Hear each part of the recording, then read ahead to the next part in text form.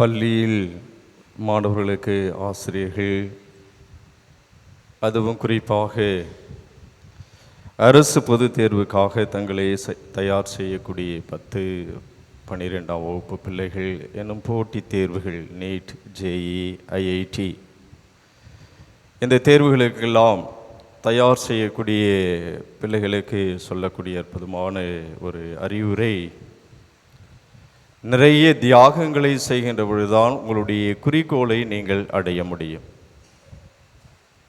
நாம் இந்த தேர்வு முடிவுகளெல்லாம் வந்தவுடன் அதிக மதிப்பெண்கள் பெற்ற பிள்ளைகளை எல்லாம் நேர்காணல் செய்கின்ற பொழுது நாம் தொலைக்காட்சியில் பார்க்கலாம், செய்தித்தாளில் வாசிக்கலாம்.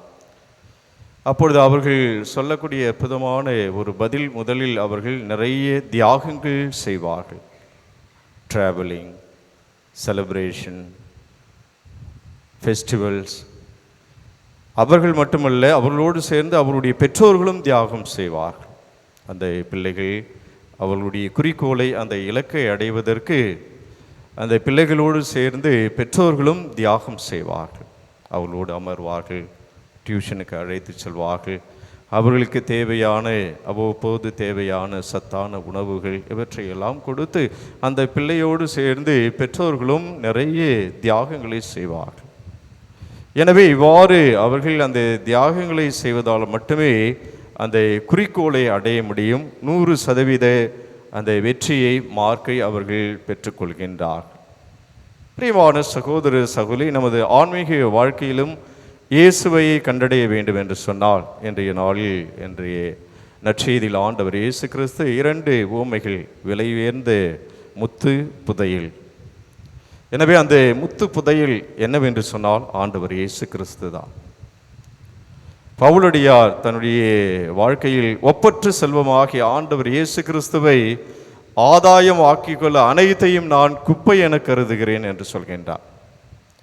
எனவே விலை உயர்ந்த, விலை மதிப்பெற்ற அந்த சொத்து, புதையல், முத்து ஆண்டவர் இயேசு கிறிஸ்து. எனவே அந்த ஆண்டவர் இயேசு கிறிஸ்துவை நாம் தேட வேண்டும். இயேசு நம்மை ஒவ்வொரு நாளும் தேடிக்கொண்டுதான் இருக்கின்றார். எனவே அந்த ஒப்பற்ற செல்வமாகிய ஆண்டவர் இயேசு கிறிஸ்துவை நாம் தேடுகின்ற பொழுது அவர் நம் சொந்தமாகின்றார். அவரை நாம் உடைமையாக்கி கொள்ள முடியும். அந்த ஆண்டவர் இயேசு கிறிஸ்துவை நாம் பற்றி கொள்ள முடியும். எனவே அந்த இயேசுவை, ஒப்பற்ற செல்வமாகிய முத்து, புதையில் இயேசுவை நாம் கண்டடைய வேண்டும் என்று சொன்னால், தேடி அவரை உடைமையாக்கி கொள்ள நம்முடைய வாழ்க்கையில் நிறைய தடைகள் இருக்கின்றது.